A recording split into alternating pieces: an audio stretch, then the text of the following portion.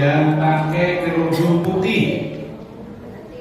Yang pakai kerudung putih ada? Ada Bu? Assalamualaikum warahmatullahi wabarakatuh. Waalaikumsalam warahmatullahi wabarakatuh. Yang menjawab hanya yang berkerudung putih saja.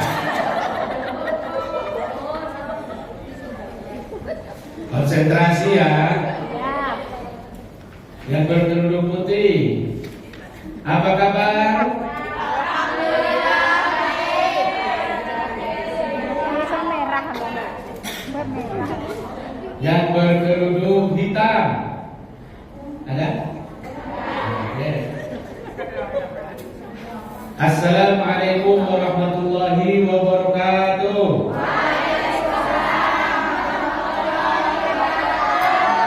Yang berkerudung hitam saja. Fokus. Ibu-ibu fokus. Wah, ini baru efek apa ini? Aduh, efek kekenyangan katanya.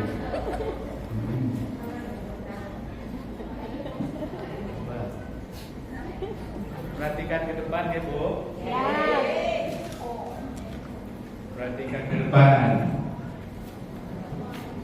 Kalau Bapak angkat satu jempol, bilang Allahu Akbar. Jempol Allahu Akbar. Ini apa Bu? Telunjuk. Kalau Bapak mengangkat telunjuk, Subhanallah. Kalau Bapak mengangkat kelingking, Alhamdulillah. Oke, ingat ya, niki, niki, niki. Oke, bagus.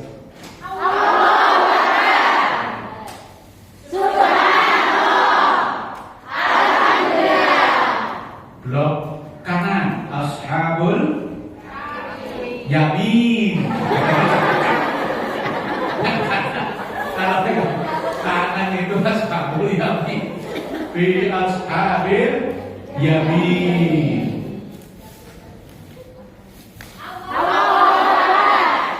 Dan ini ashabul jasar, dan kiri, kiri, kanan.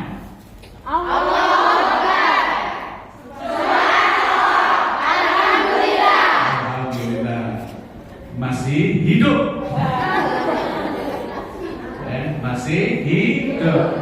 Alhamdulillah. Hari ini kita akan melanjutkan pembahasannya yang kedua, kepada sesi yang kedua. Kita langsung saja memasuki ke sesi kedua tentang pengurusan jenazah. Gitu. Nah, dalam hal mengurus jenazah ada 4 hal yang utama. Silakan kalau mau melihat tayangan di atas ini juga terbaca toh? Nah, mau melihat tulisan itu juga tidak apa-apa. 4 hal yang harus diperhatikan ketika kita akan mengurus jenazah. Yang pertama, memandikan. Kedua, mengkafani. Dan ketiga, mensolatkan. Serta keempat, mengebumikan. Dalam hal ini tentu yang keempat tidak bisa kita praktekkan, ya. Iya dong. Memang kalau dalam pelatihan mengurus jenazah hanya sampai ke poin yang ketiga. Nah, untuk yang keempatnya sulit untuk dipraktekkan. Bapak sudah beberapa kali melakukan pelatihan seperti ini, tidak pernah ada yang mau mendemonstrasikannya, yang mencontohkannya itu tidak. Ustadznya sendiri katanya, coba ustadznya duluan. Ya, jadi mohon dimaklum. Tetapi kalau kita berbicara tentang pengurusan jenazah, itu mencakup 4 hal. Dan masalah mengurus jenazah merupakan satu dari 3 yang harus disegerakan. Ya, 1 dari 3 yang harus disegerakan. Pirtinyi. Nah, ini berarti ada stok lama. Kalau yang sudah tahu pirtinyi ini itu termasuk stok lama. Pertanyaannya, apa sih ya pirtinyi ini? Sekarang coba ganti dengan huruf O semua.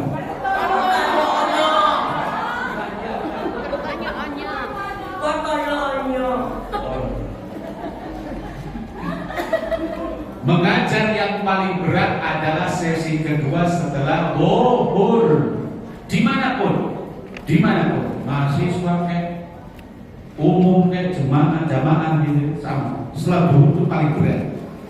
Jadi harus memiliki strategi yang berbeda. Berat bebannya, berat bebannya. Apalagi model usia-usia seperti sampean ini. Beban keluarga, tanggung jawab anak, tanggung jawab suami, dan banyak. Jadi ya perjuangan luar biasa ya bagi pengajar. Kalau bagi makmumnya sih ya santai saja kan, gitu kan. Ini tanggung jawabnya Bapak, ini tenang, sampai nggak usah sibuk, nggak usah pusing. Ini tanggung jawab Bapak bagaimana mengelola. Ya ini harus dikelola. Mengajar itu ada tata kelolanya supaya siswanya, santrinya tetap in touch. In touch itu artinya ada yang memperhatikan lah gitu kan ya. Ini harus benar-benar bukan sesuatu yang mudah. Mengurus benda mati dengan benda hidup itu berbeda. Kerja di kantor yang diurusi kertas-kertas gampang. Tetapi mengajar ini yang diurus itu benda hidup semuanya. Tidak mudah, lebih berat ya. Jadi guru itu makanya pahlawan.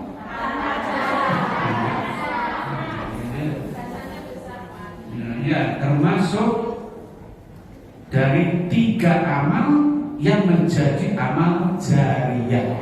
Shadaqatul jariyah au ilmun yuntafa'u bihi. Nah, mudah-mudahan ilmu Bapak yang sedikit ini bisa menjadi bermanfaat dan amal jariah sebagai investasi tabungan nanti di akhirat. Sebab harta yang kita makan akan menjadi kotoran, harta yang kita simpan akan menjadi warisan atau rebutan. Berapa pun sampai berikan berapa karung. Tapi harta yang kita berikan, insya Allah itu nanti akan menjadi tabungan. Ibu ingat ya? Mencari harta yang mana Ibu? Mencari harta yang mana? Yang ke-1, kedua, apa ketiga? Harta yang kita makan jadi harta yang kita simpan jadi warisan atau paling warisan, tapi jadi rebutan. Dan harta yang kita berikan insya Allah menjadi tabungan.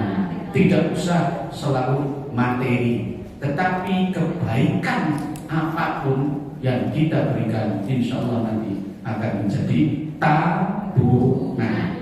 Tadi sampai di mana Bu? Sebelum itu 3 hal yang harus disegerakan. Pertama, as-salatu ala waqtiha.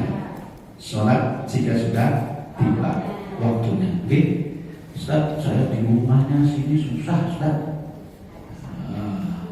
Ada majikan kerja dan seterusnya. Mudah-mudahan segera diselesaikan dalam persoalan seperti itu, sehingga bisa mandiri, ya, bisa bekerja sendiri. Allahu Akbar, Allahu Akbar, segera ke masjid ataupun sholat di rumahnya. Yang kedua yang harus disegerakan at-tayyib, mohon maaf, adalah janda kalau sudah menemukan pasangannya. Kalau belum menemukan pasannya, puasa dulu. Yang ketiga yang harus disegerakan adalah jenazah. Harus segera apa? Harus segera diurus. Itu ya, harus segera diurus. Yang pertama harus diapakan? Dimandikan. Nah, itu ya, harus segera diurus. Jangan dibiarkan dulu, ditutupin saja dulu, jangan. Datang dulu nangis jangan. Segera diurus, yaitu dimandikan. Maka kita akan bahas tentang bagaimana memandikan jenazah. Ya, alat peraganya insya Allah sudah ada semuanya. Cuma kalau untuk memandikan kita tidak akan mempraktekkannya secara langsung karena itu mesti menggunakan air. Ke sana. Kalau di kampus itu video yang Bapak tayangkan itu yang mahasiswa kita ya. Dia tugas kemudian praktek mengkafani. Kebetulan waktu itu sesinya adalah sesi mengkafani. Nah, nanti kita juga praktek pemandikan itu tidak mudah ya, karena memang harus dibuka baju dan seterusnya gitu kan. Mahasiswa juga sama kayak ibu juga kalau ini dibuka, itu dulu ada macam-macam gitu. Akhirnya yang kita coba videokan adalah hanya mengkafani saja. Tapi intinya kalau kita membahas tentang pengurusan jenazah harus dimandikan dulu. Dan nanti kita peragaannya, prakteknya tidak dengan air, tapi perakatnya ada, sabun ada, sampo ada. Tolong ibu itu disiapkan saja yang dua-duanya saja. Nanti keluarkan alat-alatnya, ada sampo-nya, ada kecuali di situ ada. Kecuali kapur barus ya. Bapak tidak membawa kapur barus, kemudian parfum, minyak wangi, ya pura-puranya itu kapur barus ya. Kemudian parfum ya itu pura-puranya parfum. Nah, untuk praktek bonekanya sudah siap juga ya. Berarti jadi dari boneka dulu, cuma bonekanya itu memang sudah disetting, pakai kerudungnya sudah, kemudian baju kutangnya ini sudah, kemudian yang bagian rahasianya juga sudah ditutup dan gitu ya. Ini oke ya, udah sekarang perhatikan dulu sini. Sementara taruh aja dulu di meja, kalau itu sudah persiapannya sudah ada. Jadi yang pertama apa Bu? Harus kita mandikan. Oke. Berbicara tentang memandikan jenazah, yang harus diperhatikan adalah alat-alatnya. Nah, apa saja? Kain kafan, kapas juga. Kapas Bapak tidak menyiapkan tadi. Sabun mandi, sampo, parfum ya. Kapur barus, cotton bud ada, sarung tangan. Nah, itu sarung tangan juga perlu dipersiapkan. Karena apa? Ya, untuk menjaga barangkali ada bakteri-bakteri dari almarhum gitu ya, untuk menjaga apalagi dulu waktu COVID ya, waktu COVID ini perlu sekali ya. Tapi kalau sudah normal insya Allah tidak apa-apa. Namun sebaiknya tetap menggunakan sarung tangan, kemudian gunting ada yang ya? Di gunting ada Bu?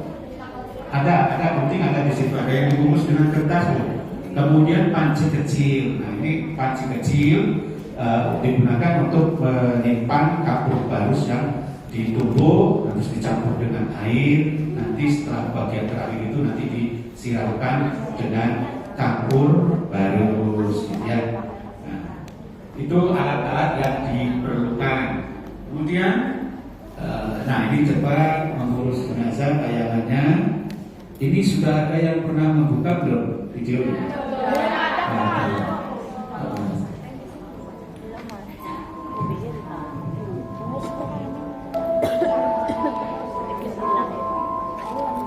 Kalau dicermati videonya,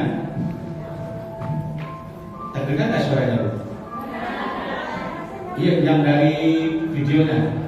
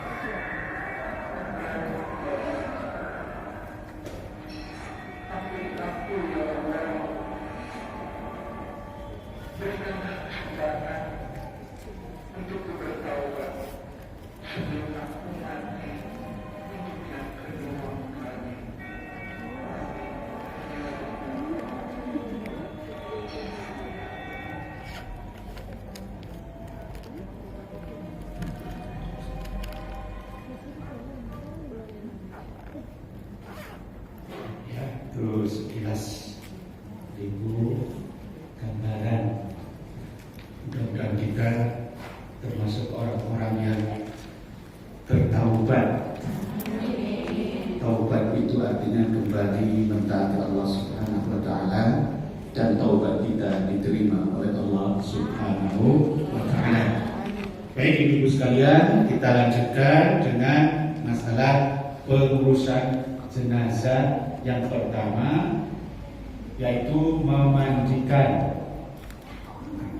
Sebelum kita memandikan jenazah, ada beberapa hal yang perlu kita lakukan, atau ada petugas ataupun yang lainnya yang mempersiapkan peralatannya. Jadi ada yang mengurus memandikan, ada yang mempersiapkan peralatan untuk mengkafaninya. Nah, sebetulnya Bapak menginginkan tadi itu 15 orang. Kalau sudah ada itu 5 bertugas memandikan, kemudian 5 persiapan mengkafani, 5 lagi nanti yang mensolatkan. Prakteknya inginnya seperti itu. Tapi tadi kelihatannya ada berapa yang sudah, ada 15 tidak yang sudah mempelajari videonya? Kalaupun belum 15 ya, yang sudah mempelajari videonya. Bagaimana? Ya? Oh, yang siap ya, nanti yang siap-siap menjadi volunteernya boleh ya nanti ya ibu ya. Untuk bekerja sama dengan yang lainnya. Kalau siapapun mungkin siap untuk menjadi contoh, dimandikan saja kemudian dikafani ya. Baik, yang pertama yang harus disiapkan itu mengukur kain ya, kain kafan tentunya sesuai dengan panjang jenazah. Ini kainnya sebetulnya yang Bapak pinjam dari Islamic Union. Tentunya ukurannya adalah ukuran orang Pakistan, tapi ini khusus untuk wanita. Ya, nanti kalau ada yang tinggi, bawahnya pas punya ukurannya tinggi, ya disesuaikanlah. Sisanya atas bawahnya dari kepala 2 jengkal, ke bawah kaki 2 jengkal. Ya kalaupun kepanjangan ya tidak apa-apa, yang penting diikat gitu ya. Jadi kepanjangan ke bawahnya itu udah bagus, kepanjangan tidak apa-apa. Nah, nanti kita lihat siapa yang mau menjadi model. Nah, sesekali menjadi model. Kalaupun tidak jadi model di fashion show begitu, sekali-kali pernah mengalami, pernah dalam riwayat hidupnya itu pernah menjadi model. Pas dibaca lamaran kerja, model apa bu? Model jenazah. Itu untuk menambah CV, kurikulum vitae, daftar riwayat hidup. menjadi model. Pas dibaca keterangannya model jelas. Tidak apa, justru itu mungkin malah akan menambah rezeki sampai. Yang kedua menggunting kain kapan, ya kan? Kalau di Indonesia cukup 2 lapis, kalau di Pakistan itu 5 lapis. Ya, kita sesuaikan dengan apa? Tidak apa-apa yang mau boleh, 5 lapis juga tidak apa-apa. Kemudian sisa kainnya itu dibuat apa? Celana. Dibuatkan celana tentu sesuai dengan, tapi tidak celana seperti kita di alam dunia, gitu ya. Celananya berbeda, simple, tinggal dikasih lubang 4 titik, gitu ya. Ini kalau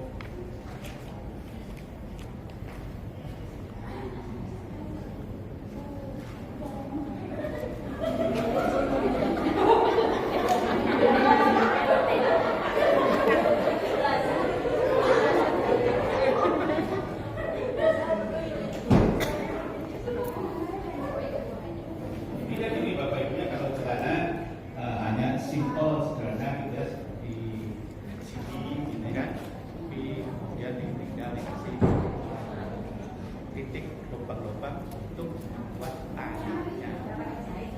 Tidak boleh ada yang dijahit sampai orang yang meninggal saat melaksanakan ibadah haji atau umroh, kain kafannya diganti dengan kain ihramnya. Menggunakan kain ihram dan tetap tidak boleh ada yang dijahit. Jadi nanti kalau untuk membuatkan celana baik wanita maupun laki-laki tidak perlu mencari tukang jahit. Juga Bapak Ibu yang harus diperhatikan bahwa aurat itu sampai meninggal dunia pun masih rahasia tertutup, apalagi masih hidup. Jaga ya, dan boleh sampai meninggal dunia pun dibawa ditutupi. Ya contohnya seperti ini. Ya, ini sudah dicontohkan, jadi sudah ditutupinya, kan? Apa? Oh, maksudnya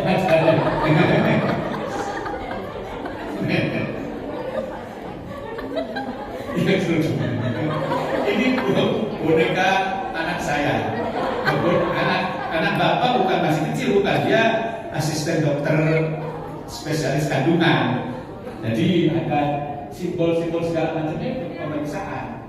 Itu kebetulan bapaknya cari boneka yang apa itu yang baru susah, gitu kan? Ya, adanya yang besar. Kalau yang kecil-kecil ini jadi ada titik-titik, ada nomor-nomor segala macam. Ini karena memang boneka praktek waktu dia kuliah, dan sekarang alhamdulillah sudah menjadi asisten dokter spesialis kandungan. Jadi kalau kecil bon, periksa aja kan apa ya. Nah ini kerudungnya sudah dipakaikan, gitu ya. Nanti situ sudah ada contoh-contohnya ya.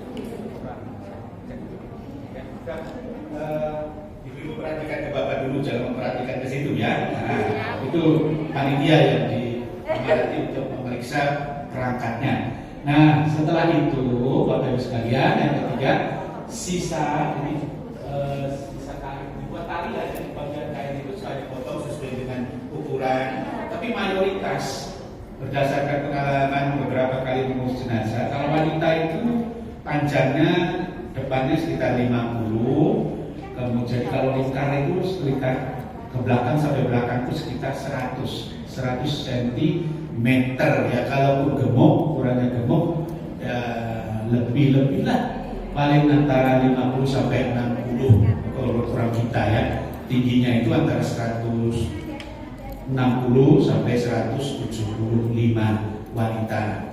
Nah, tentu nanti ukuran panjangnya disesuaikan dengan tinggi jenazah, tetapi patokannya dilebihkan, di atasnya 2 jengkal, di bawah di kaki itu juga 2 jengkal. Untuk apa? Untuk diikat itu, dipocong kan bagian atasnya.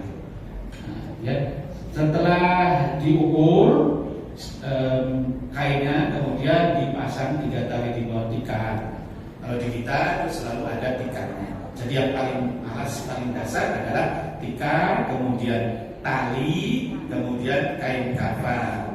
Kain kafan beberapa lapis, ya.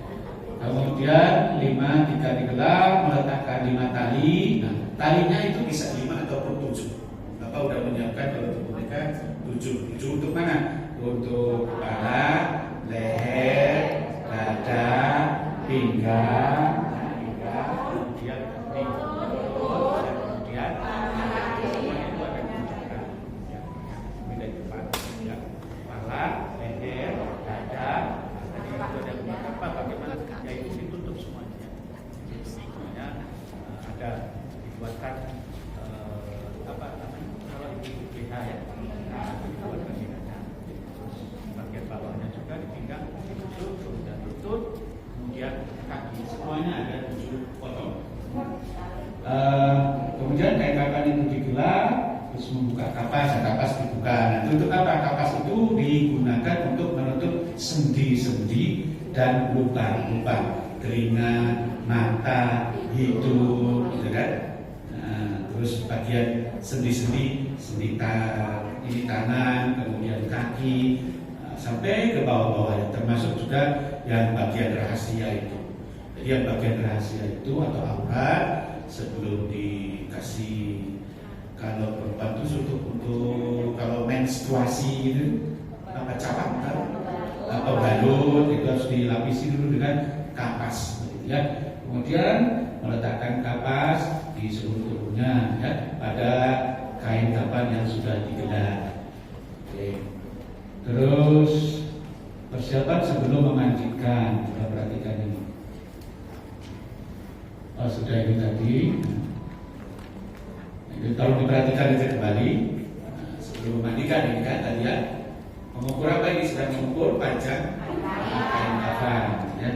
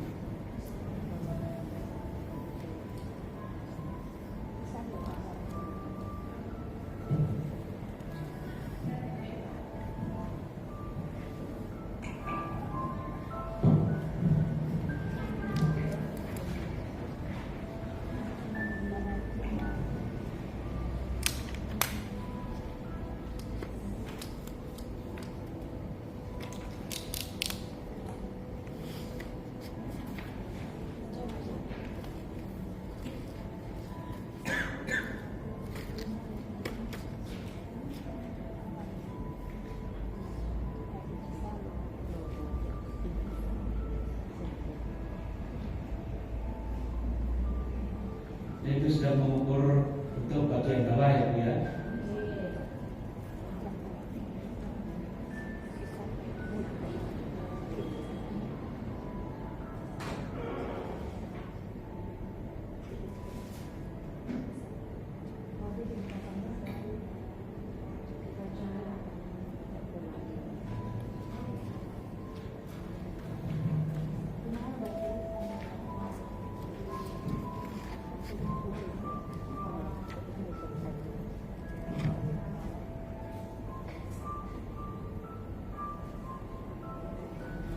Membuat celana Ibu.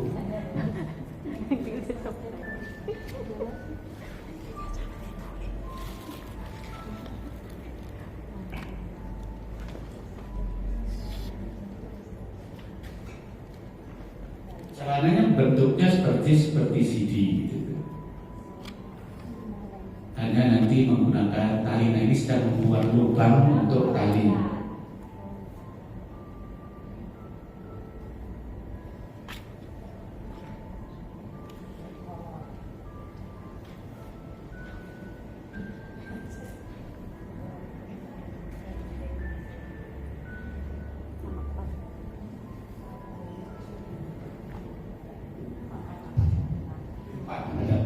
lubang ya Bu ya.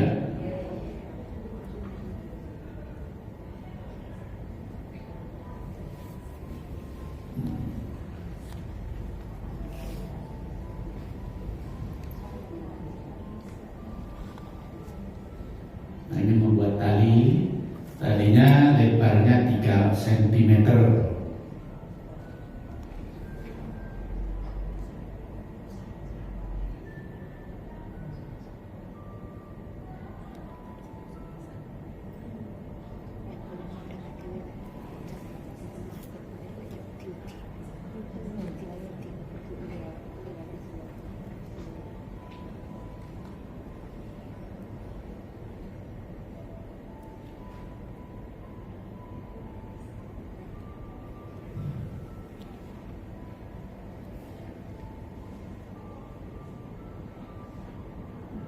Masukkan tali ke dalam lubang-lubang celana.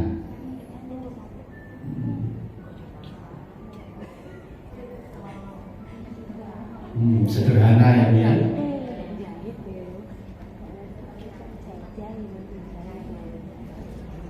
Memasang tali di bawah tikar.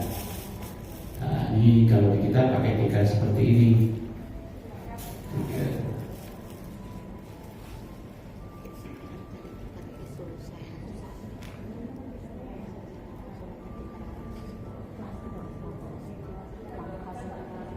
Ada di bawah tikar ada tali, nanti di atas tikar juga ada tali.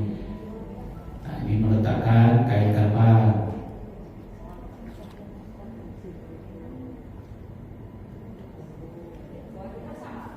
Bagaimana? Tiga. Kalau yang 7 itu nanti untuk mengikat sekujur badan. Dari mulai kepala,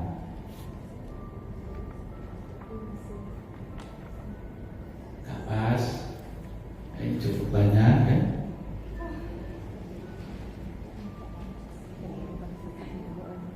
Karena sekujur badan kapasnya itu,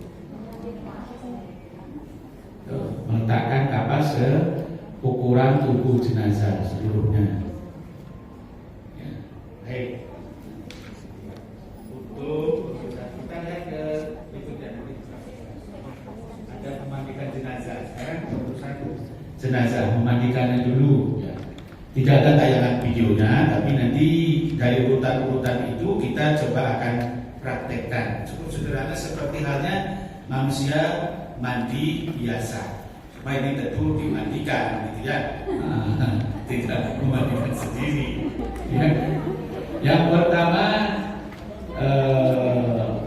harus niat. Segala perbuatan di dalam Islam itu harus diniati. Bagaimana niatnya? Sudah umumnya saja niat memandikan jenazah. Kalau diri sendiri nawaitul husla. Ya mau hadas besar maupun kecil kan nggak tahu ya Bu ya. Nah yang mau memandikan niat memandikan jenazah dan niatnya harus ikhlas. Kemudian yang kedua membaca Bismillahirrahmanirrahim, kemudian meratakan. Nah ini awal pertama itu meratakan air ke seluruh tubuh jenazah. Nah, memandikannya yang harus seperti kalau memakai keran, air keran pakai selang dikucurkan sedikit ya. Kalau pakai gayung tergantung kondisi di kampung masing-masing, pakai gayung satu-satu. Nah, yang perlu diperhatikan adalah adabnya. Yang pertama, menutup badan jenazah, tidak boleh melihat auratnya itu harus ditutup, ya. Ditutupin dengan handuk ataupun apa di atasnya, ya. Tertutup, tetap tertutup aurat sampai ketika dimandikan pun. Yang memandikan pun tidak boleh melihat-lihat. Malaikat itu hanya tidak melihat manusia ketika bersebadan dan ketika membuka aurat. Ya, jadi logikanya orang yang suka membuka aurat tidak banyak dilihat oleh malaikat itu, karena malaikat tidak mau melihat aurat hamba Allah Subhanahu wa Ta'ala. Kemudian yang kedua, tidak memandikan langsung di bawah langit, artinya harus ada tertutup di atasnya, ya. Apapun caranya, Kalau terpaksa sekali tidak bisa, ya tidak apa-apa kalau darurat. Tapi adabnya tidak boleh di dalam ruangan yang terbuka, open space, gitu ya. Jangan. Sampai di atasnya pun juga harus tertutup. Kemudian yang ketiga, yang membagikan adalah orang yang baik, orang yang soleh dan terpercaya. Maksudnya apa? Supaya tidak mengumbar rahasia. Keempat, tidak dihadiri oleh orang lain selain yang memandikan. Keluarga boleh kalau dia mau memandikan. Nah, yang lain-lainnya tidak boleh. Jadi ini bukan pemandian umum, pemandian khusus kalau jenazah gitu ya. Kelima, tidak membicarakan aurat. Tidak boleh. Yang memandikan tidak boleh banyak berbicara. Komentar itu tidak boleh. Makanya harus orang yang benar-benar baik, orang-orang ikhlas. Tidak ada kecenderungan ataupun tidak punya niat apapun. Sebab dalam sebuah hadis itu orang yang diantaranya masuk surga adalah yang tidak suka mengumbar aib orang lain sampai kepada aib ataupun kekurangannya jenazah sekalipun. Yang keenam, barang siapa ini sebuah hadis. Kemudian yang ketujuh, lembut. Nah, tidak harus halus gitu ya. Konon ada sebuah hadis yang menjelaskan betapa sakitnya orang yang sudah meninggal dunia ketika dimandikan meskipun itu hanya tersentuh oleh air. Nah itu adanya adalah dilakukan secara halus, gosok-gosoknya nggak perlu kenceng-kenceng, nggak perlu membersihkan kotoran daki atau apa ya. Nah nggak perlu, kalau mandi kita kan bisa sampai keras-keras begitu. Teman dulu pakai batu, nggak perlu jenazah itu. Yang penting dengan menggunakan air yang suci dan bersih. Yang terakhir kemudian melapisi tangan dengan sarung tangan. Etikanya secara medis juga harus diperhatikan ya. Jadi tetap memperhatikan kebersihan bagi yang memandikan jenazah. Selanjutnya cara memandikan jenazah ini tentu prakteknya dari tempat tinggal di mana di kamar tidur atau dimanapun dipindahkan ke tempat pemandian, diangkat terlebih dahulu, terus diletakkan di meja pemandian. Nah, kalau di kita sudah biasanya di masjid itu ada perangkatnya tersendiri. Nah, di masjid itu di kita alhamdulillah sudah perangkatnya ada dan orang-orangnya, tenaganya juga biasanya sudah ada. Tapi ibu-ibu belajar supaya bisa ikut partisipasi ketika mungkin ada keluarga atau saudaranya yang meninggal dunia. Boleh dikerjakan oleh orang lain, tetapi termasuk yang afdol adalah dikerjakan oleh kerabat dan keluarganya. Gitu ya. Punya uang banyak tinggal nyewa, ya boleh, tapi sebaiknya juga bisa. Ya. Kemudian yang keempat, apalagi mohon maaf kalau pasangan suami istri itu sebaiknya juga oleh pasangannya terlebih dahulu yang mengalirkan air. Ya. Jangan hanya enak ketika masih hidupnya saja. Nah, kalau sudah meninggal dunia kemudian ditinggalkan, jangan ya. Yang kedua, diletakkan di meja sudah, dihadapkan ke arah kiblat. Nah, ini kita nanti praktekkan menghadap ke arah kiblat. Jadi sebelah sana ya dari kiblatnya ya. Nah, kemudian posisi kepala itu Bu, supaya lebih tinggi agar aliran airnya lancar. Tidak menyumbat gitu ya. Posisi kepala di atas lebih kaki, di atas lebih sedikit dari kaki. Nah, kemudian yang ketiga, kain penutup jenazah dibuka. Tentu ya tadi mungkin dari kamar itu masih pakai pakaian gitu ya, ataupun apapun lah yang masih menempel melekat di badan jenazah harus dibuka.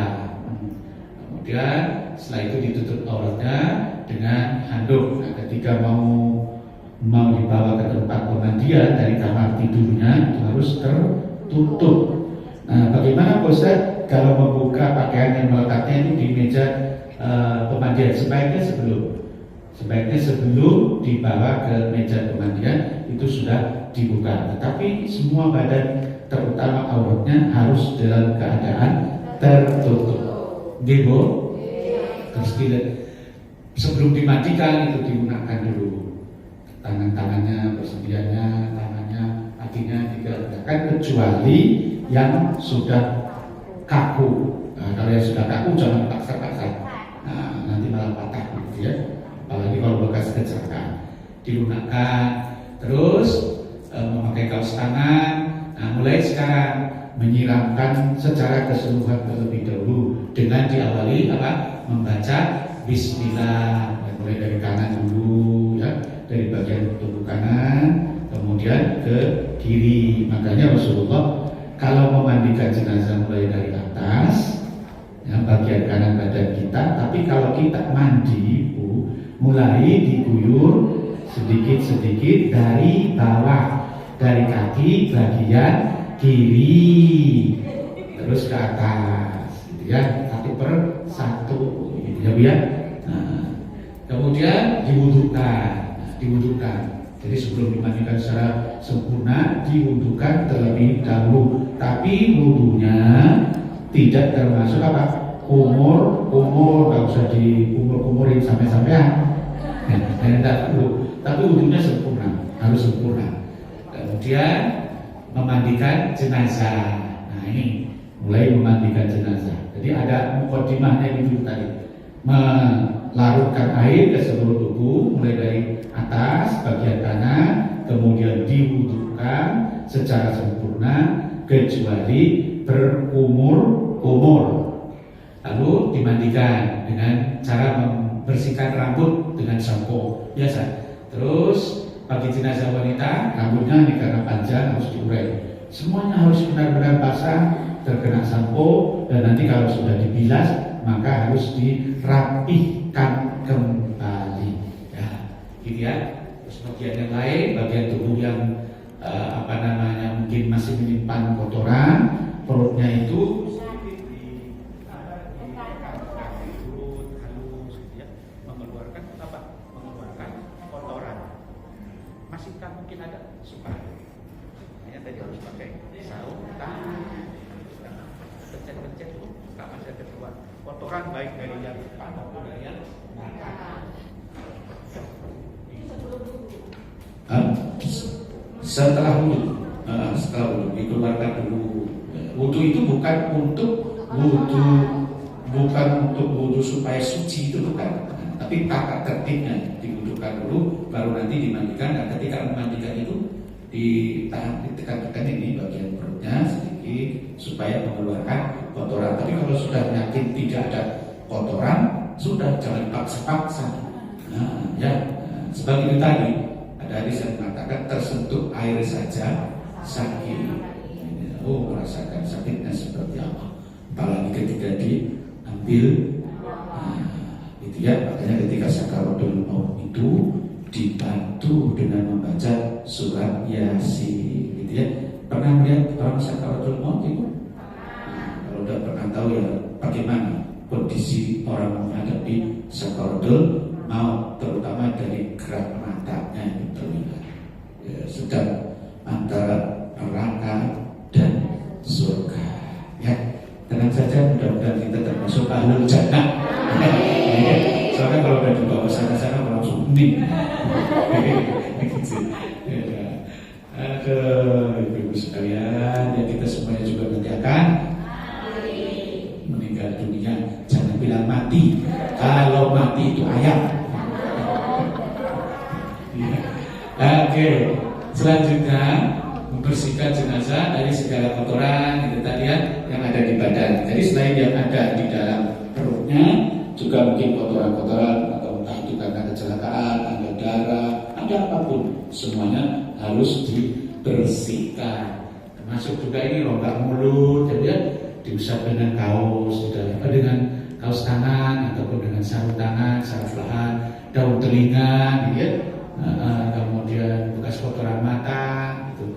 Apalagi kalau yang memang sakitnya cukup lama, biasanya meninggalkan banyak kotoran, semuanya harus dibersihkan. Ada bekas plester di rumah sakit, mungkin pernah diinfus dan lain sebagainya. Jangan sampai ada yang terbawa bekas kotoran lain, bersihkan.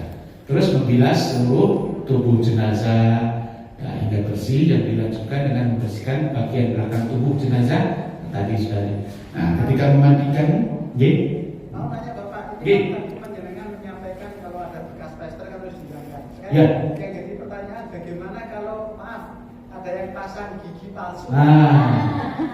Sudah kan? Gigi palsu juga dilepas itu. Karena gigi palsu itu adalah ciptaan dari ya, dilepas. Apalagi gigi emas, sayang, jangan. Gigi emas jangan. Ada yang pakai gigi emas di sini? Ada. Kalau wanita boleh, Bu. Ya, wanita boleh. Pak Ketua tidak pakai gigi emas kan? Jangan. Jadi gigi palsu semua yang tidak dari ciptaan Allah harus ditinggalkan.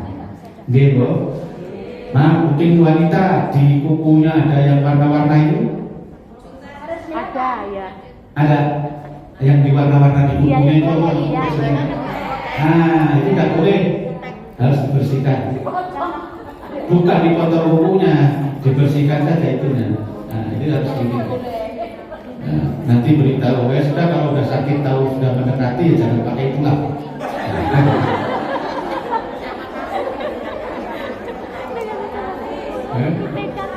Ya.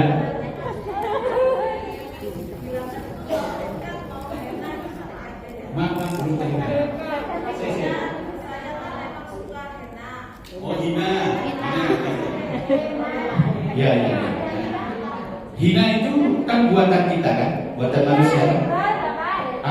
Hebatnya antara kutek dengan hina itu bedanya, yang kutek kimiawi, yang hina itu yang badan. Semuanya harus dibersihkan. Yang harus dibersihkan. Ya. Itu sama halnya dengan tadi orang sakit ada plasternya, ya, ada hina susah dibersihkan.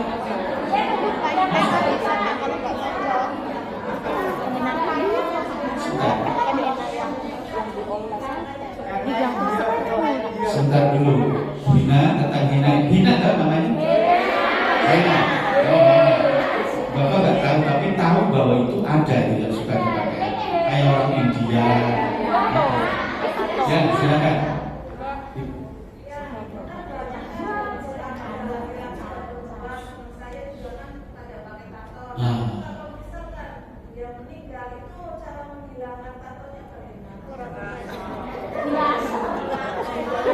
Tato itu nggak bisa dihilangkan juga. Nah, harus makanya nggak usah tatoan. Nggak bisa tatoan. Ya, nah, tatoan kan tidak boleh. Kenapa tidak boleh? Karena nanti ketika meninggal dunia tidak boleh membawa tato. Makanya sebelumnya dilarang. Bawaan. Oh, kalau meninggal dunia yang di bawahnya aman, ya betul. Jangan. Gitu. Pokoknya semua yang tidak ciptaan Allah tidak boleh dibawa. Gitu. Kalau orang yang kecelakaan itu kan ada yang operasi terus dipasang apa itu kayak dipet. Oke, ya. Ada namanya apa? Kalau seperti itu karena susah untuk mengeluarkannya, harus dioperasi lagi, tidak apa-apa. Karena kondisi darurat. Bahkan ini ada dua pendapat ulama. Ketika seorang wanita meninggal dunia, di dalamnya ada janin, meninggal dunia karena sedang dalam keadaan mengandung. Apabila janinnya itu diyakini ketika ibunya meninggal dunia sudah hidup di atas 4 bulan dan ada harapan hidup, maka dioperasi. Apabila ada harapan hidup. Tapi kalau walaupun ketika ibunya meninggal dunia dan janin atau bayinya sudah melewati 4 bulan, karena ketika ditiupkan roh itu dalam kondisi 4 bulan, kalau dia juga ikut meninggal dunia mati, maka tidak perlu dioperasi, gitu ya biar. Nah, Karena Islam itu mengutamakan kehidupan, menghidupkan satu manusia sama halnya dengan menghidupkan seluruh manusia. Begitu pula membunuh, mematikan seseorang sama halnya dengan membunuh seluruh manusia. Gitu ya. Paham ya sampai di sini? Oke, jadi kesimpulannya tidak usah macam-macam supaya tidak merepotkan yang mengurus nanti. Ya, udah nggak usah pakai itu inilah. Kira-kira. Kalau umpamanya ada gigi palsu, ya persiapan saja nanti kalau sudah mendekati supaya dicopot.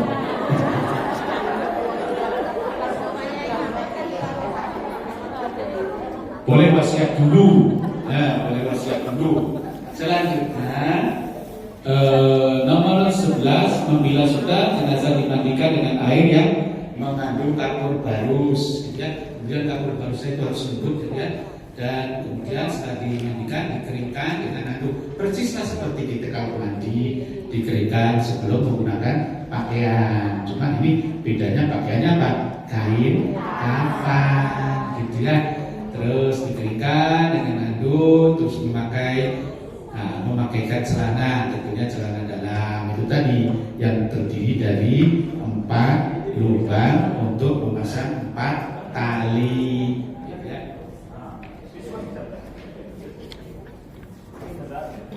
Selanjutnya beberapa hal yang harus diperhatikan tentang air di saat memandikan, ya. Yang pertama, siram dengan air bersih. Nah, ini tata caranya. Ini nanti prakteknya yang perhatikan di sini tata caranya. Karena nanti akan mempraktekkan kita di sini ada jenazahnya, lalu disiramkan atau bagaimana ini supaya betul-betul perhatikan karena nanti akan dilakukan. Pertama Pak, menyiram dengan seluruh dengan air, ya, kita umpamakan saja nanti menggunakan selang. Nah, di sini menggunakan selang. Menggunakan air bersih dari kepala sampai kaki sebanyak 3 gayung ataupun 3 kali. Ya, kita umpamakan tadi menggunakan apa? Dengan selang, jadi dilihat 3 kali. Tapi kalau umpamanya 3 kali itu belum bersih karena mungkin pernah sakit ataupun kena kecelakaan, ya, banyak darahnya dan seterusnya, bisa lebih dari 3 kali, bisa 5 sampai dengan 7 kali. Intinya sesuai dengan kebutuhan. Normalnya itu ya sampai 7 kali. Wajar umumnya 7 kali, nggak perlu banyak-banyak. Nah, seperti kalau kita mandi saat kita masih hidup. Kalau masih hidup mah kan banyak gitu ya airnya. Ini cukup seperti itu. Yang kedua, kemudian jenazah dibersihkan dengan sabun, atau dengan sejenisnya, dengan urutan seperti yang kita jelaskan tadi. Terus disiram, dibilas dengan air bersih, boleh dengan selang ataupun hal-hal yang lain atau menggunakan gayung. Yang penting airnya harus mengalir. Kemudian kalau masih ada keluar najis ataupun darah, maka dibersihkan kembali tempat keluar najis ataupun darahnya itu. Tadi ketika mijat-mijat sedikit perutnya, gitu, mungkin masih ada tetesan ataupun di alat vitalnya ada masih netes-netes, semuanya dibersihkan sampai betul-betul tidak ada tetesan-tetesan kotoran ataupun najis. Yang ke-15 tentang tayamum. Jadi boleh nih Bapak ya, kalau seandainya dalam kondisi yang tertentu khawatir rusak jenazahnya, maka diperbolehkan tayamum untuk jenazah. Nah, ini pembicaraan tentang tayamum untuk jenazah sama halnya seperti dengan halnya tayamum kita wudhu. Jadi diusap beberapa bagian tertentu saja. Oke, ya. Ini tentu akibat dari apa kalau kita tayamum, sama seperti halnya kalau kita tayamum pengganti wudhu. Apabila syaratnya tidak ada air, kemudian badannya akan semakin rusak. Terus di suatu tempat laki-laki itu ada yang meninggal tapi tidak ada yang memandikan, semuanya wanita. Mohon maaf, ini mungkin umpama saja. Pak Ketua meninggal dunia di sini. Tidak ada yang menguruskan dan memandikan laki-laki. Nah, yang ini yang adanya ini ibu semua. Itu yang mohon maaf ya Pak Ketua ya. Kan kalau bapak kan tamu, jadi kan kembali lagi ke Indonesia. Nah kalau sampai di sini kan gitu. Kalau tidak ada yang mengurusnya, yang memandikan kan boleh berhubung memandikan. Gitu. Ya harus apa? Boleh ditayamumkan. Laki-laki meninggal dunia di tempat yang tidak ada laki-laki lain untuk memandikannya, atau sebaliknya bagi perempuan. Namanya sebaliknya, kita ini semuanya laki-laki, ini perempuan, nah tidak boleh gitu sampai memandikan ini sendirian, begitu kan? Boleh ditayamumkan. Jadi ya, paham sampai di sini? Ini pengetahuan saja, tapi insya Allah tidak terjadi seperti itu. Tidak, insya Allah tidak terjadi seperti itu. Ya, ya nanti waktu ada sebenarnya sudah ada yang uruskan. Ya, Bapak tidak mau contohkan Bapak sendiri kan di sini. Tapi hukumnya dari kacamata fikih, kalau tidak ada yang memandikan sesuai dengan jenis kelaminnya, maka boleh diganti dengan apa? Tayamum. Oke, tata cara mengkafani jenazah. Cara mengkafani jenazah sudah ada dari tayamumnya. Kita coba ulas sedikit lah. Hukumnya fardu kifayah. Minimal 1 lembar kain kafan, minimal. Jadi kita contohkan 2, ya. Mau 3 seperti di sini Pakistan boleh. Rasulullah SAW mengkafani Mus'ab bin Umair dengan selembar kain burdah atau surban karena mati syahid. Ini dasarnya hadisnya yang mengatakan bahwa jenazah boleh dikafani hanya dengan 1 lembar, tapi sebaiknya jangan 2 lembar minimal. Walaupun kaya raya tidak boleh lebih dari 7 lembar karena tujuannya apa? Bukan untuk membawa kain kafan ataupun harta. Tujuannya hanya memenuhi syariat ketentuan untuk menutup jasad saja. Gitu ya Bu. Wis mentang-mentang kaya raya, saya nanti pengen 10 lembar. Tidak boleh. Tidak boleh. Ketentuannya tidak boleh seperti itu. Jangan membawa harta walaupun itu kain kafan melebihi dari batas ketentuan syariat. Kain kafan yang digunakan mesti bersih tentu ya. Syukur kalau baru, insya Allah ibu-ibu semuanya bisa membeli kain kafan nanti ya. Baru yang jelas kalau umpamanya tidak bisa ya intinya harus bersih seperti halnya kita sholat, tidak harus dengan yang baru, suci tetap ya. Kemudian yang kedua berwarna putih, 3 diberi parfum sunnah gitu ya. Yang keempat untuk jenazah laki-laki 3 lembar dan wanita 5 lembar. Nah, tadi kan di atas hanya 2, boleh 2, minimal 2 untuk laki-laki, maksimal 3 untuk wanita 5 lembar. Yang sedang ihram dipakaikan kain ihram, dibungkus dengan 2 helai kain kaki. Tapi tetap kalau sedang ihram itu meninggal dunia, yang utamanya adalah kain ihram, namun ditambah dengan kain kafan yang lain. Syaratnya tidak boleh berjahit atau ada jahitannya. Terus dibungkus dengan mukafat, tidak berjahit, dan bagi laki-laki bagian kepalanya tidak ditutup. Nah, gitu ya. Bedanya kalau sedang ihram. Tapi kalau mati tidak dalam keadaan ihram, maka kepalanya harus ditutup. Ingat ya Bu ya, hanya laki-laki yang meninggal dunia ketika ihram, baik ihram di sunnah saat umroh ataupun ihram ketika melaksanakan ibadah haji, kepalanya tidak ditutup. Cara mengkafani, nah ini sudah ya.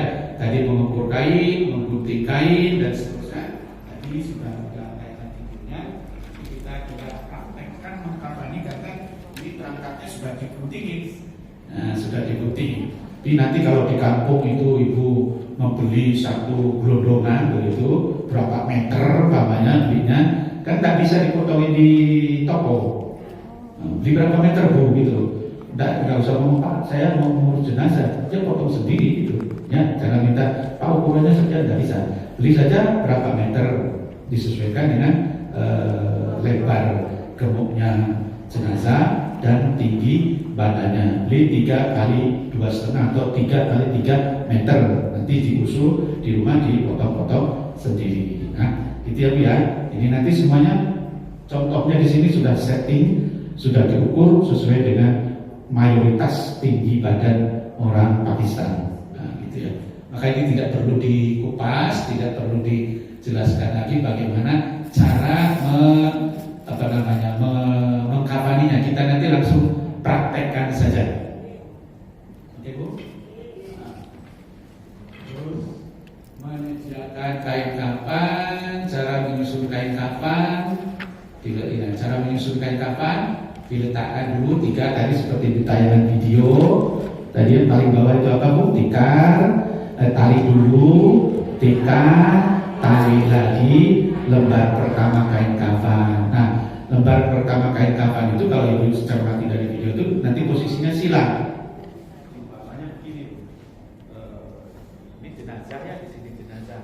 Kain kafan yang pertama di sebelah sini.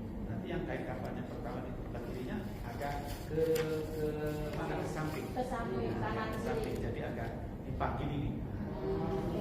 Ya, nanti kita praktekkan langsung.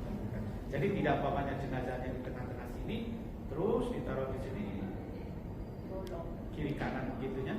Kiri kanannya tidak tidak di tengah-tengah begitu, tapi agak ke kiri-kirian, ke samping kiri kanan. Ya, nanti kita praktekkan. Ya. Terus jenazah itu di mana? Yang kedua, jenazah dipindahkan ke atas kain kafan, jenazah ditutup kapas dan seterusnya. Jenazah ditaburi kapur, kemudian diberi parfum, terus kain kafan mulai ditutupkan ke tubuhnya. Oke, runtutannya kayak terbayang kan? Urutannya kalau dari tayangan video terbayang ya, punya gambar ada urutannya. So kalau diterangkan dari sini juga mungkin nanti agak lupa. Diberikan kasih kain kapur, taburi parfum.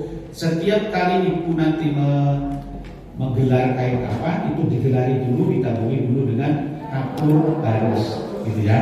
Intinya itu. Setiap lembar kain kafan ditaburi dulu dengan kapur barus.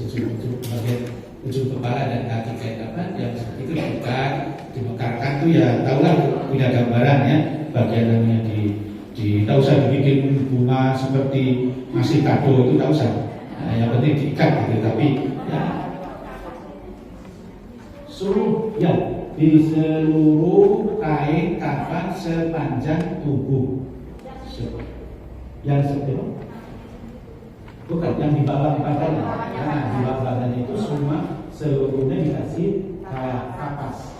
Nah, tapi tadi setiap kain kafan ditaburi terlebih dahulu kapur barus. Si kapasnya itu hanya pada di atas kain kafan yang terakhir paling atas, yang nanti akan diletakkan badan. Tapi setiap lembar kain kafannya ditaburi terlebih dahulu kapur barus. Ya, nanti kalau mau ditutup baru dikasih parfum wangi-wangian. Parfumnya nggak usah. Bahkan ada ulama yang mengatakan carilah parfum yang tidak beralkohol. Kalau umpamanya agak susah ya banyak kan parfum yang tidak beralkohol. Sebaiknya jangan menggunakan parfum ya, terutama buatan barat ya, model apa yang ada di sini barang-barang barat ya, Clean gitu jangan. Karena apa? Ada yang mengatakan kholiluhu wa kathiruhu sawahun, sedikit ataupun banyak sama, bahwa itu adalah alkohol. Alkohol itu tidak boleh, haram ya, diminum maupun dibawa-bawa. Apa tidak termasuk sudah dengan parfum yang beralkohol. Jadi mohon maaf nanti kalau mau kasih parfum jangan yang beralkohol ya Bu. Ya, suka ada yang kasih parfum banyak alkoholnya, sayang ya. Maka tidak suka yang beralkohol. Kemudian tikar sudah jenazah ditutup dan untuk sementara biarkan kepalanya. Jadi jangan diikat langsung ditutup kepalanya, diberikan kesempatan terlebih dahulu kepada kerabat terutama anaknya, barangkali ada yang belum sempat melihat melihat. Tapi intinya, walaupun ada keluarganya yang jauh, maka harus segera dimandikan dan dikafani. Maka disisakan bagian mukanya, jangan ditutup terlebih dahulu. Diberi kesempatan untuk mencium kalau memang itu anaknya, kerabatnya, ataupun melihatnya secara langsung. Gitu ya. Sampai di sini ada yang belum jelas atau kurang jelas? Nah, sampai ke sholat jenazah. Sebelum sholat jenazah kita ada yang kurang jelas tadi? Atau sudah cukup jelas semua? Sudah cukup jelas ya? Nah, silakan.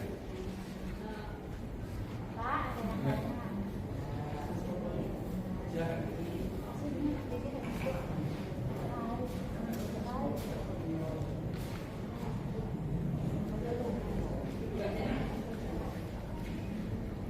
Assalamualaikum warahmatullahi wabarakatuh.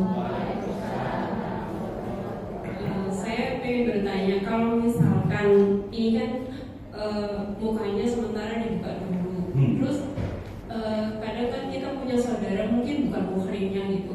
Kalau menyentuh bagaimana? Kalau bukan muhrimnya tidak boleh. Apakah harus dibudukan kembali atau bagaimana? Harus apa? Dimandikan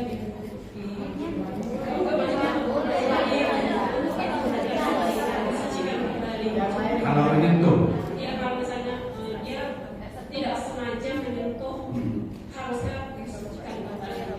Terima kasih. baik, terima kasih. Kalau tidak sengaja tidak apa-apa. Prinsipnya kalau tidak sengaja, seperti halnya kita ketika berpuasa, lupa, tidak sengaja makan, maka diperbolehkan untuk melanjutkan puasa. Sedang berjalan, tidak sengaja kesenggol atau tersentuh, tidak membatalkan wudhu. Begitu pula dengan ada yang bukan muhrimnya, orang lain ingin melihat, ternyata menyentuh bagian mukanya, tidak sengaja, maka tidak perlu dimandikan kembali. Gitu ya. Baik. Masih ada yang ingin ditanyakan, Ibu-ibu? Cukup jelas, tidak ada. Monggo, Pak Ketua. Ini Bapak, ya maaf ini kan mungkin jarang kejadian ya. Gini. Tapi kan ada apa namanya Pak Ustaz ya. Maaf tuh bagi kalau yang jelas laki-laki kan tadi disebutkan maksimal visual, maksimal visual atau kan ada kadang-kadang yang manusia itu mempunyai kelamin ganda atau hemofrodit atau apa itu. Bagaimana Bapak untuk kita jangan diketahui memang ada kan? Bagaimana cara memandikannya itu, apakah mengikuti yang memandikan perempuan atau yang memandikan laki-laki? Terima kasih. Kelamin ganda, sebetulnya setahu Bapak kalau kelaminnya dua tidak ada. Ada Bapak? Ada. Ada. Jadi maaf ini saya pernah, karena saya di video. Jadi maaf, dia itu mempunyai dua kelamin. Jadi maaf, kalau perempuan klitoris itu dia besar seperti penis, tapi dia di bawahnya untuk testisnya itu lubang seperti punya perempuan. Bapak. Ada saya video. Ya. Ini termasuk bagian dari hal-hal yang terjadi saat ini. Ya, di zaman Rasulullah itu adanya al-khunsa. Al-khunsa itu artinya bahasa Indonesianya adalah banci. Banci itu punya satu jenis kelamin, tetapi kepribadiannya yang memiliki kepribadian ganda. Nah, kepribadian. Tapi kalau memang ada kasus yang seperti itu, memiliki jenis dua jenis kelamin, ya, ini termasuk hal-hal yang kontemporer, bukan kan? Kontemporer itu yang ini, maka termasuk dengan masalah dari kacamata fikihnya ijtihad. Masalah ijtihad itu artinya adalah berdasarkan nalar, berdasarkan usaha pemikiran para ulama. Nah, mau yang mana yang diikuti? Mesti ada fakta fakta secara konkret nyata yang dominannya ini yang mana? Nah, yang dominan itu maksudnya yang lebih kuatnya, mesti ada yang lebih kuat. Kepribadian ganda pun itu mesti ada yang lebih kuat. Apakah ke laki-lakiannya atau ke perempuannya? Jadi nanti berdasarkan jenis kelamin mana yang lebih dominan. Kalau paman yang lebih dominan itu zakarnya, maka yang wajib memandikan adalah yang laki-laki. Tapi kalau sebaliknya, ya tentunya wanita. Bagus pertanyaannya, ini termasuk masalah fikih kontemporer, fikih kini. Seperti halnya bayi tabung itu kan termasuk bagian dari masalah fikih kontemporer. Zaman dulu belum ada, di zaman Rasulullah. Ada umpamanya seorang pasangan ya, suami istri itu tidak bisa menghasilkan, maka kemudian pertemuan sperma dan ovumnya itu disimpan di dalam tabung, di luar alat kelaminnya. Oke, jadi itu termasuk apa masalah fikih kontemporer. Dilihat mana yang lebih dominan. Baik, terima kasih Pak Ketua. Ya.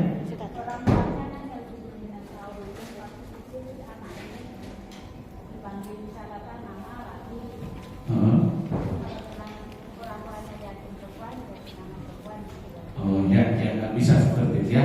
Baik, masih ada pertanyaan? Oke, silakan ya, Pak. Assalamualaikum warahmatullahi wabarakatuh. Bisa tolong sampai disambungkan mic-nya. Di belakang mic tadi. Oke. Dipegang sama, maksudnya di jamaah saja untuk jamaah. Assalamualaikum warahmatullahi wabarakatuh. Waalaikumsalam warahmatullahi wabarakatuh.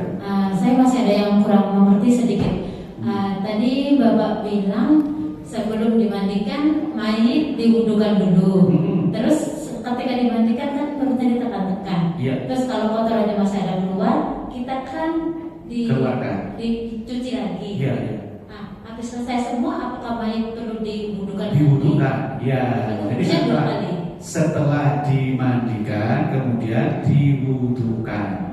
Jadi sebelum dibawa ke dalam, sebelum dikafani itu diwudukan lagi. Oh, berarti wudunya 2 kali. 2 kali. Oh iya, terima kasih. Itu saja. Assalamualaikum warahmatullahi wabarakatuh. Waalaikumsalam warahmatullahi wabarakatuh. Kedua-duanya itu wudu. Untuk yang pertama sunnah, kalau yang kedua itu seperti halnya kalau kita mau sholat, gitu ya Bu ya. Bahkan kan kalau ketika kita masih hidup, setelah wudu pun kita disunahkan sholat sunnah wudu. Ya. Nah, nanti mungkin termasuk yang tadi, walaupun kita nanti tidak akan mengebumikan, tidak akan praktek mengebumikan, yang patut diperhatikan adalah di sini ketika nanti jenazah dimasukkan ke liang lahat. Jadi kuburan itu harus bukan hanya kuburan yang digali itu saja, tapi dibuatkan lagi liang lahat. Makanya begini saya sebut saja bagian dasar ya, bagian paling bawah nih. Lihat tadi bunyi paling bawah tanah yang sudah digali. Nah ini persis seperti ini, dibuatkan liang lahat. Nanti jenazah disimpan ke sini menghadap kita, menghadap kiblat. Jadi bukan ditidurkan, dibaringkan di sini, bukan, tetapi diposisikan menghadap kiblat di dalam liang lahat. Ya.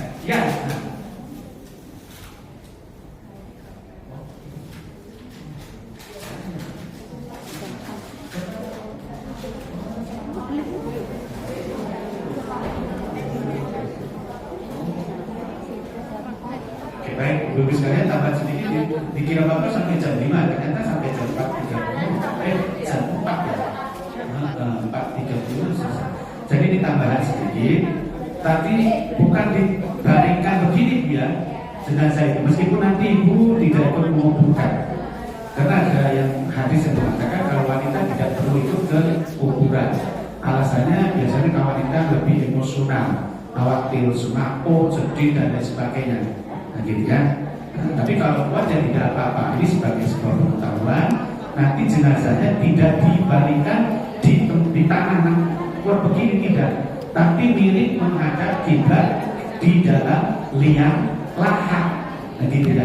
Jadi ada lagi yang harus digali. Nah, nanti liang lahat ini di kita di Indonesia banyaknya ditutup dengan kayu. Ada yang pernah lihat apa didirikan begini? Jangan, tidak boleh. Harus diganjar dengan tanah yang dibuat bulat. Ya, dibuat bulat. Nah, gitu ya. Tanah liat. Nah, biasanya kalau dari dalam itu tanahnya bisa dibentuk bulat untuk mengganjar tadi supaya tidak lepas lagi begini. Ya, gitu ya, Bu ya, itu satu. Karena tidak terletak begini, Bu, tidak. Tapi posisinya miring begini. Iya, posisi miring dan ke dalam liang lahat ada dibuatkan liang. Panjangnya sama seujur badan jenazah.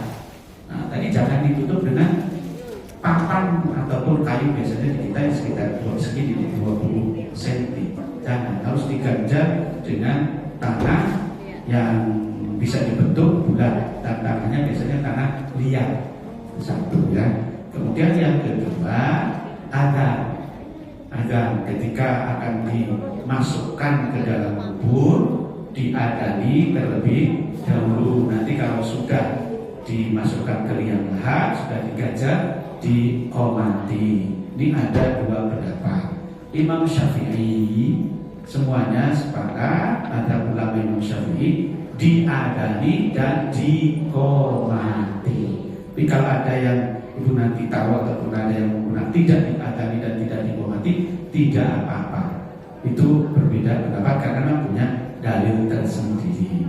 Kalau Imam Syafi'i yang mengatakan diadani dan diqomati, dikiaskan, diibaratkan, disamakan dengan ketika bayi lahir disambut dengan adzan, maka ketika akan meninggalkan dunia, kalau lahir kan datang ke alam dunia, ketika meninggal dunia maka juga dihantar dengan apa? Adzan. Gitu Bu. Nah, Bapak nanti kalau meninggal minta diadani. Nanti saja dulu, jangan sekarang. Jadi apa ya, ini pengetahuan. Baik, kita coba praktekkan untuk memandikan, mulai dari memandikan. Ya, nah, diingat-ingat kalau mau lupa, panitianya silakan baca itu kitab sucinya. Udah gampang lah, mulai mengurus disiram terlebih dahulu dengan air secara keseluruhan, mulai dari mana? Dari atas kepala sebanyak berapa tadi? 3 kali. Kemudian setelah itu apa? Dibersihkan sela-selanya, kotoran-kotoran, kemudian diwudukan, ya. Tapi jangan diumur-umur. Baru nanti dimandikan dengan yang masuk intinya. Mulai dari siraman, digosok kepalanya dan seterusnya, disabuni, dikasih kapur bagus, gitu. Ya, baik. Oke, kita praktek. Siapa yang mau mencoba menjadi volunteer untuk memandikannya? Silakan, Ibu. Dekat, yang siap 5 ataupun 6 orang untuk memandikannya. Silakan. Yang 1 orang